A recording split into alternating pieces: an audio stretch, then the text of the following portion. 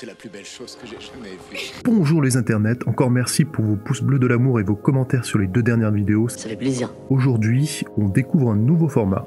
Bienvenue dans le premier épisode de Dans la vraie vie. Et vous allez me dire, mais quel est ce curieux concept? Parler de cinéma mais pas dans les films. Quelle drôle d'idée. Et c'est tout à fait ça, on va voir ce que donnerait un film dans la réalité. Par exemple, pour Highlander, si dans la vraie vie vous tirez sur un Christophe Lambert, bah il meurt. Voilà le concept, après on va essayer de trouver des exemples un peu plus surprenants, et on va commencer par le plus grand film de tous les temps. Bienvenue à Jurassic Park. Jurassic Park, c'est un film sorti en 1993 réalisé par Steven... Bon, ok, tout le monde connaît Jurassic Park. Mais qu'est-ce qui se passerait dans la vraie vie si on essayait de recréer des dinosaures? C'est une riche idée. Est-ce que tu crois qu'ils l'ont fait? Eh bien, observateur comme vous êtes, vous avez probablement remarqué qu'il n'y a aucun dinosaure qui nous entoure. Sauf quelques pigeons à Paris, mais ce n'est pas le sujet. Tu es un pigeon? Mais on a eu de bons moments, ça. Dans le film, les dinosaures sont recréés grâce à de l'ADN pris sur des moustiques fossilisés dans de l'ambre. L'ADN, c'est une molécule présente dans chacune des cellules de notre corps, et qui possède l'ensemble des informations nécessaires au fonctionnement d'un être vivant. Ainsi, dans chaque cellule des orteils de François Fillon, se trouvent les informations permettant de créer ces magnifiques sourcils. Mais trêve de discrétion. Alors, première mauvaise nouvelle, si on trouve un fossile de moustique dans de l'ambre, eh bien on va pas en faire grand chose.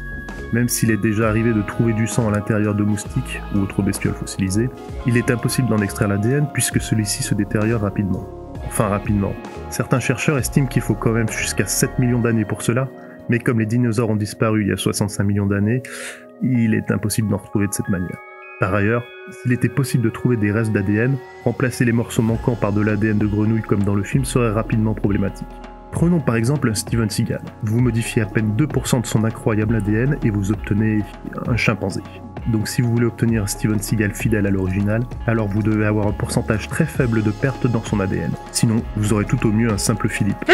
Bien sûr, la plupart d'entre vous savent déjà que certains dinosaures sont également modifiés pour être plus sexy dans le film. Salut toi. Les raptors ne faisaient pas 2 mètres mais 120 cm. Ceux du film ont un physique plus proche du Deinonychus. Le Dilophosaure avait une crête plus petite, pas de collerette et ne crachait pas de venin. Il est vrai que le T-Rex ne voyait pas les gens qui ne bougeaient pas car il n'y avait pas de gens à l'époque du T-Rex. Par contre, il pouvait voir les dinosaures qui ne bougeaient pas car à l'époque du T-Rex, il y avait des dinosaures. Et en plus de cela, certains dinosaures possédaient probablement des plumes. Mais revenons à nos moutons préhistoriques. Imaginons qu'un jour, nous réussissions à récupérer l'ADN de dinosaures intacts. Que via cet ADN, nous pouvions recréer un brachiosaure en parfaite santé. Eh bien, il ne survivrait pas longtemps. Les dinosaures vivaient à une époque très différente où la quantité de dioxygène dans l'atmosphère était beaucoup plus élevée qu'aujourd'hui. Pour certains scientifiques, cela explique pourquoi les animaux étaient aussi massifs en ces temps anciens. Ils avaient beaucoup plus de dioxygène à consommer, donc plus de carburant, et cela leur permettait de développer un corps bien plus important. L'air actuel n'étant pas assez riche en dioxygène, le petit brachiosaure finira comme un alpiniste perché trop longtemps au haut de l'Everest, avec un œdème pulmonaire ou cérébral qui entraînera la mort, ce qui n'est pas très sympa.